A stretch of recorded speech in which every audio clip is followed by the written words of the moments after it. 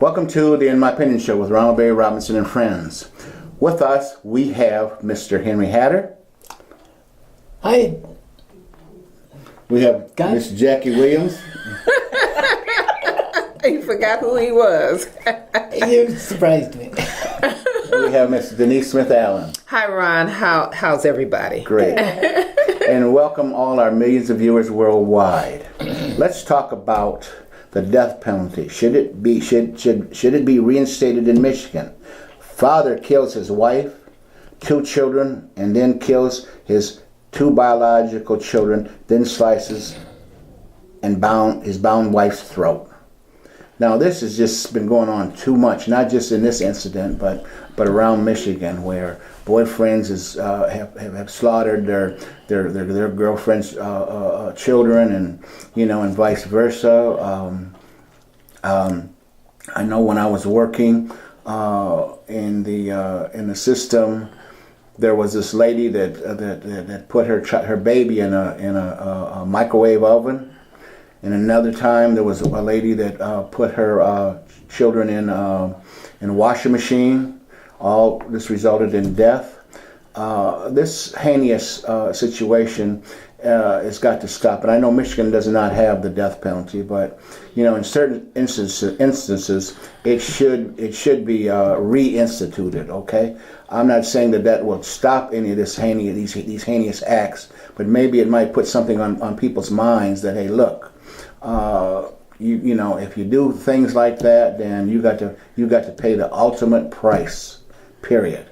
And me personally, if I had a choice, I would not have a problem pulling a switch on one of these rascals. Okay, male or female. Mm-hmm. I would not. Okay, their life would end real soon. If you were in China or Korea or North Korea or something like this, you probably get a bullet to the back of the head.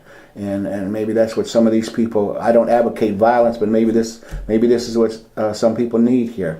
Denise, do you have anything to say about that? I do, because one of the things I'm listening to is that you just said, I don't advocate violence, but in the sense that a person would be placed in a situation where they would be involved with the death penalty or be the receiver of death penalty, that is the ultimate in the violent act. It's unfortunate. It's really sad. It's unbelievable that at this day and time that we have people who are so angry, enraged, mentally disturbed. There's a litany of other adjectives that I could describe to think about a person who would take the life of innocent children that have nothing to do with the situation. Most times it's because the spouses are at it. Maybe someone wants to file for a divorce or something like that. So in order to get back at the opposing spouse, they want to do something that's horrible and irreversible. Now, again, my concern in that particular case where the woman was who lost her own biological children, and there were some stepchildren involved, the husband had already had a history. And so a lot of times when some of the women who get involved with men like that, it's not like she probably didn't know. More than likely she did know that he came from that kind of violent past. And a lot of times it is women who have low self-esteem or have issues about thinking, well, he's handsome, whatever the case may be, and I can change him. I can fix him. I can help him. He becomes a project. Okay, but when the project kind of implodes, then it's time to escape. But at that point, you have a maniac on your hands, and if you are not careful, like with this woman's situation, she ends up being a statistic, and her children also end up becoming unfortunate statistics in this situation. So what can we do? I don't know that death penalty is the answer, because what we'll have ultimately is the person who did the heinous acts, they will be gone. And so they won't do it again, but you will still have others that will be out here. We have serious mental health issues in this country, and we have to address it. We have to have some type of comprehensive screening and all of that is going to help, because when you have bad economic times, it brings out the worst in people, and that's part of the problem as well. So I could continue on with this, but I would just say at this point, I don't know that the death penalty would solve the problem. You have not answered the question. The question is, should it be reinstituted? And I said, I don't believe that it would solve the problem. You have not answered the question. Yes or no? The answer is no. I don't see it answering Thank the you. question. I said it. Okay. I did I it did hear politically it. correct, Yeah, okay. if you will. What's your thoughts, Henry? Well, I agree with Denise. Believe it or not, it's sad to kill a person that's not in the right frame of mind. Well, he wouldn't have to worry about a it no woman more. who puts a baby in a microwave or puts her baby in a washing machine. What was she thinking? She wasn't. Was that a case of mental illness? Maybe the child should have been taken from her if we had known. But we don't always know these things. And instituting the death penalty is just like you say, you would kill a person, move that person from the scene, but then the sewer still fills up and bubbles up. And You know, then there was another incident, a couple more incidents that come to mind. All right, this lady killed her children and put one, and and they found one in a freezer. Okay, and there was another incident where a father marched his son out into a field and shot him in the back of the head. Okay, mental illness or not. All right. Two to the back of the head. I agree with and call mental it a day. illness because you can't do anything, but we do need, and I think they even addressed that, and I think I was watching MSNBC, and they were saying that the mental health of the United States is not very good. It's not. They said because a lot of people are under the radar. They're under the radar for being bipolar. They're under the radar for being manic depressants. They're under the radar for being what's the other one? Schizophrenic. I mean, they have all these issues. Because back to the case that you were talking about, it's even a worse scenario too. Because what he did was he took each of the kids that he killed and he killed them in front of her while she was gagged. So she watched her children die. So when you go back to, like you say, he had a history, and was it mental or whatever it was, we should have tax dollars available to keep up with these people, to make sure that they're being, they're making good decisions. But we're not doing it. It seemed like it fell apart when we closed down all the mental institutions. Yes, it seemed like that's where the disconnect came, is when we closed on all the because then they just start walking up. I have tenants that, to me, mentally, they should not live by themselves, the way that they think, the way that they do stuff. But then I see another thing is that where they have the death penalty, and that puts me on a fence because I don't believe in this kind of stuff, but in Texas where they have the death penalty, the crime is down because they know they don't play there. They're gonna just they just gonna take care of it. But it's like the crime, it's like when people commit their crime, they're not really worried about the consequences of what they do. Because I was watching I don't remember what the name of the show was, but it actually featured a unsolved case that was in Flint. Brown, the little boy Brown that was found in the water? Yes, yes. Did you see that? That was awesome because what they did was, this wasn't a regular case of this. The stepmother was jealous of him. Right. And her and her brother killed him. But it was another lady that knew about it that kept a secret all these years. To me, all of them should be in jail. Right. Because she held the secret because she was there when they were doing this. They fed him rubbing alcohol. A whole bottle of rubbing alcohol. And she knew that he wasn't even, something was wrong, but she never reported it. This is the one they found in Detroit, in the Flint River? They just solved it, 2 years ago? Yeah. It was open for 20-some years? So my point is, some of it is mental, but some of it's just malice. You have just issues. Jealousy can turn into an ugly thing. Absolutely. But it's a part of all of us, and we know that. And great novels and stories have been written about these issues that go on within us. Right. And what are the circumstances for you, Ron, that you would kill a child by putting it in the microwave? What circumstance? None. Hang on, you don't know yet. But if you were in the situation of this man or woman who did this, there's something had to go wrong in her life to do that.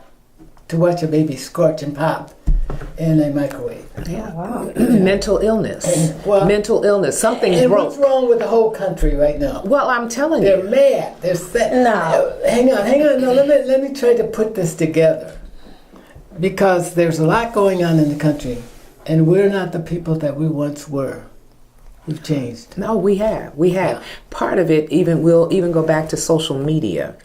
People have become meaner Yes, in they their are. comments and things like that because they're not necessarily identified. Some of them put their dogs up or some other face up or do something wow. so they're not identified. So they can say anything and everything Yeah. that they feel in their heart, you know? And so the cyberbullying and all of that, it's our country has slowly evolved into this real, just mean-spirited, at the edge. You know, it's very unfortunate, but when you see strangers now, and you can kind of look and kind of gauge whether you even want to speak. Whereas before, you know, you pretty much would speak to any person who would walk down the street or whatever, but you don't know what's going to set a person off.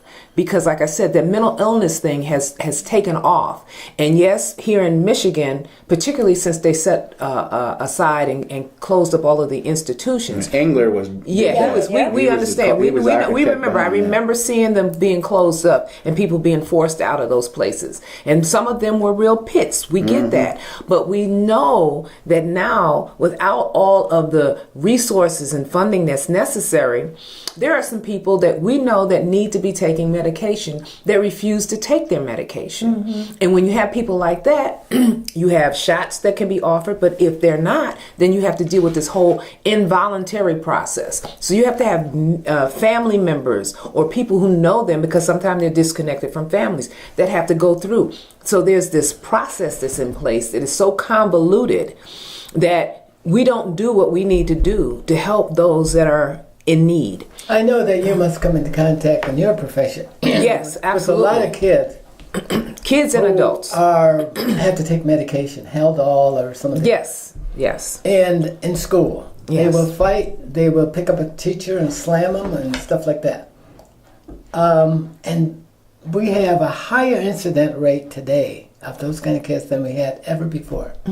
And the population is still growing. And yet, we're not at a point where resources are scarce yet. We're not at a point where we're crowded together like rats in a box. And yet we have all of this stuff going on that's driving us to rage. And it's in all of us. Can I ask a question here? What causes this? I mean, I know you're not an expert in terms of, you know, maybe you are, psychology, psychiatry, social work, or something like that. What causes a parent or a person just, you know, to do things like that?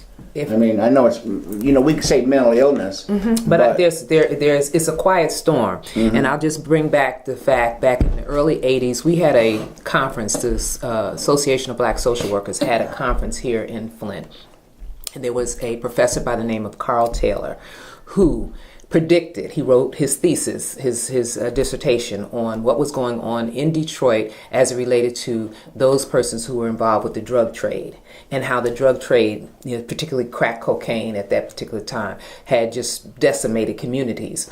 But it also had decimated individuals in the terms of the women who were birthing children who were crack addicted. And those kids have now grown up. Oh, wow. Those kids are now grown. And so this is what you're seeing. And if those kids didn't get the help that they needed, besides getting the immediate attention that when they were born, because they had to be weaned off the drug or whatever, but then there were some maybe psychiatric or psychological problems that developed that may not have been identified.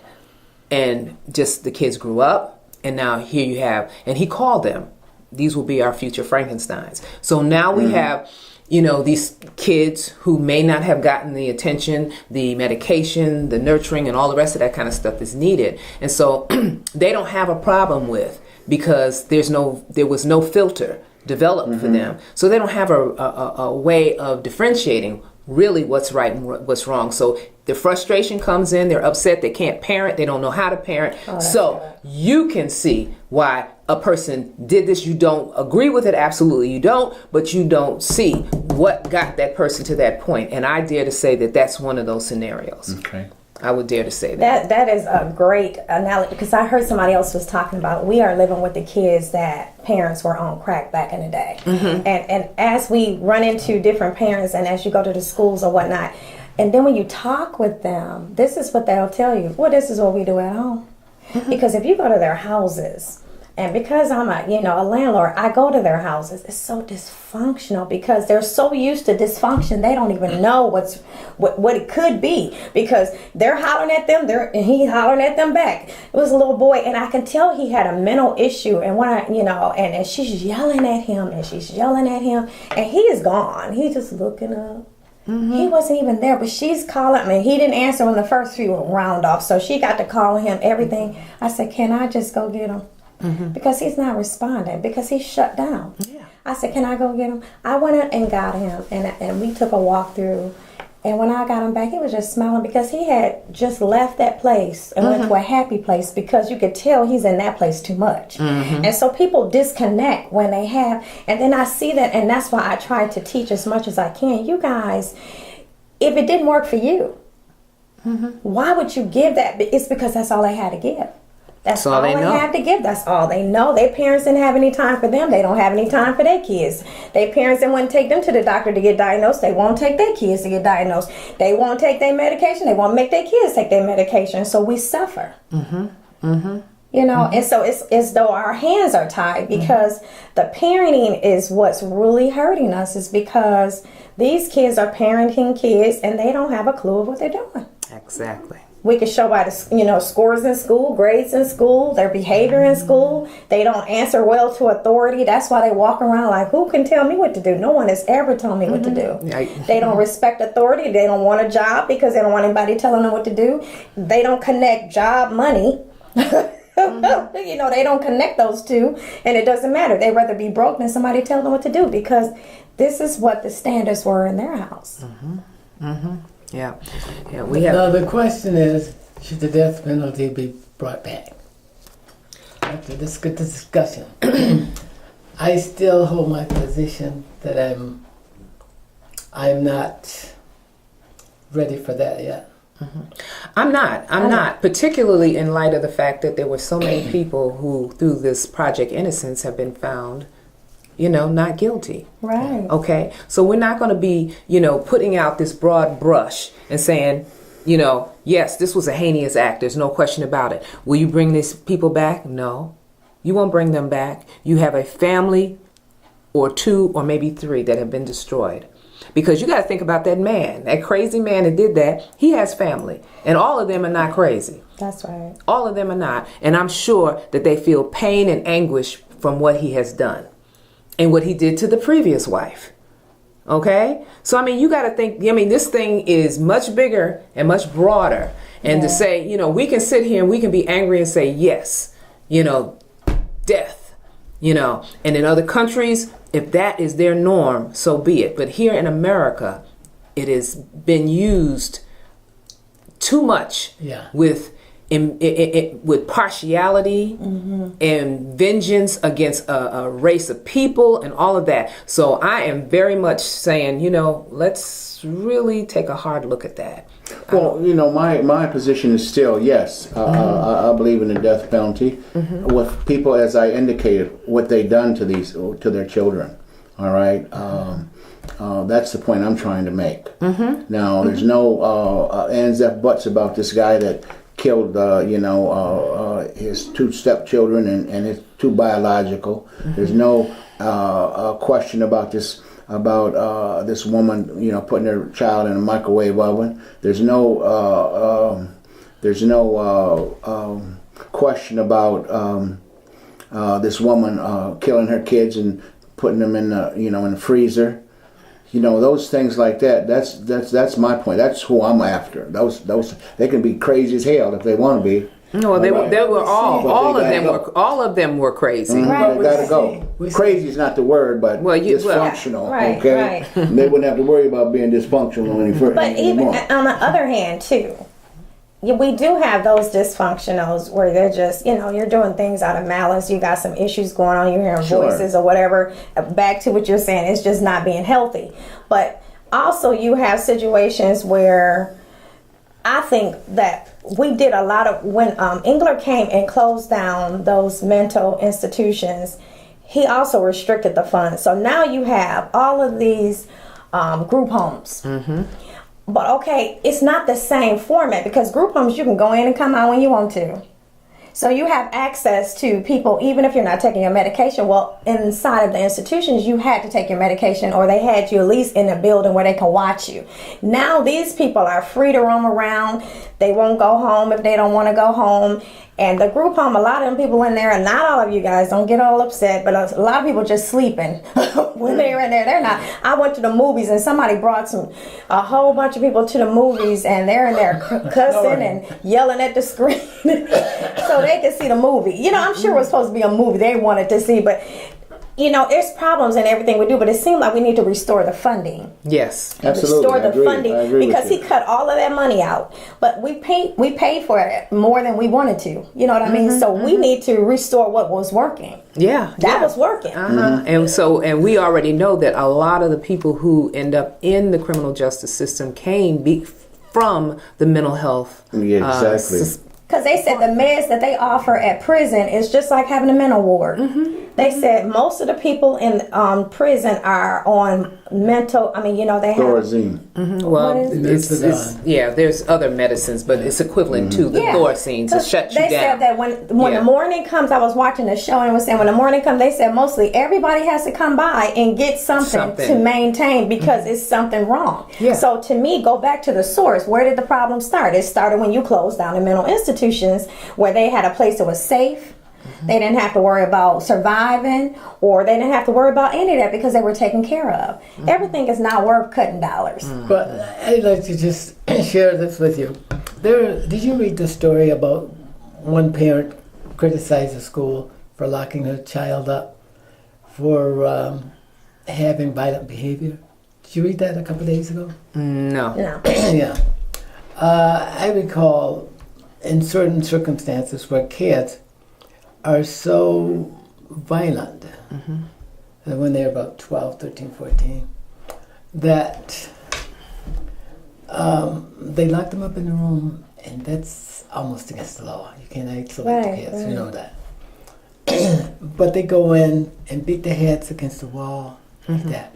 Or they have a big punching bag that they punch and act out this violent behavior. Now that ought to be telling you something about what is wrong with the population. And this goes on frequently. You see many more kids in special education. And they have to be treated. Absolutely, absolutely. I was a worker at Whaley Children's Center, and I can tell you that that's what we dealt with. We had self-contained classes. We had a small class size. All of them were special Did you education. lock the kids up? No, what happened was we were there on duty because we knew the kids were going to act out, and typically it was desks turned over. They were having some kind of episode, and we would remove the child so that the rest of the class could learn. Okay, but that was just a part of it. Because, you got that segment, but a lot of those kids don't make it there. You know what I mean? They don't get there. Those kids are still out there in the population. Yeah. So like I said, this is a serious problem. Whereas we have multitude of mentally disturbed children. We have children who have been not diagnosed. Some that have had the results of drug inducement.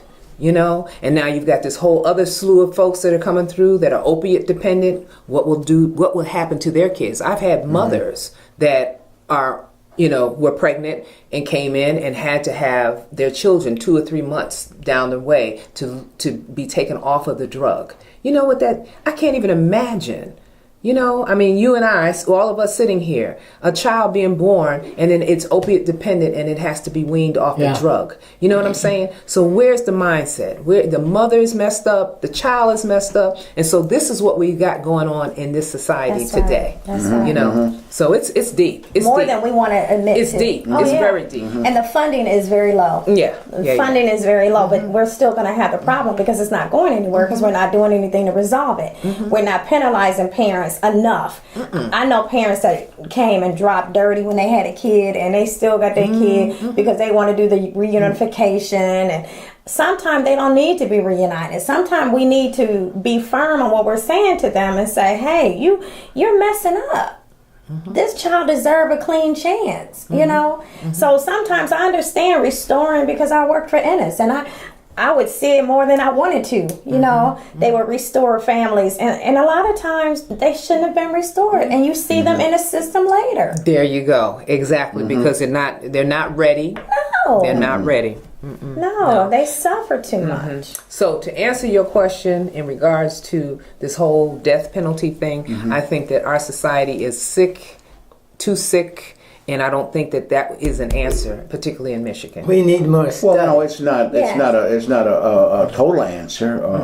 But again, I'm talking about those situations where there is no doubt in a person's mind.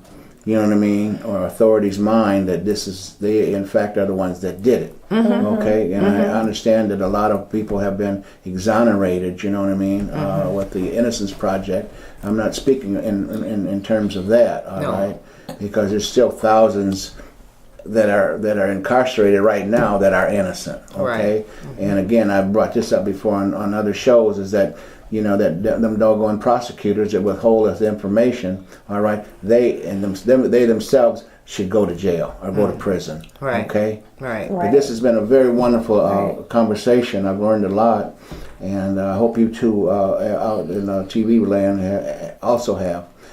This is Ronald Barry Robinson for the In My Opinion show, and friends saying stay focused.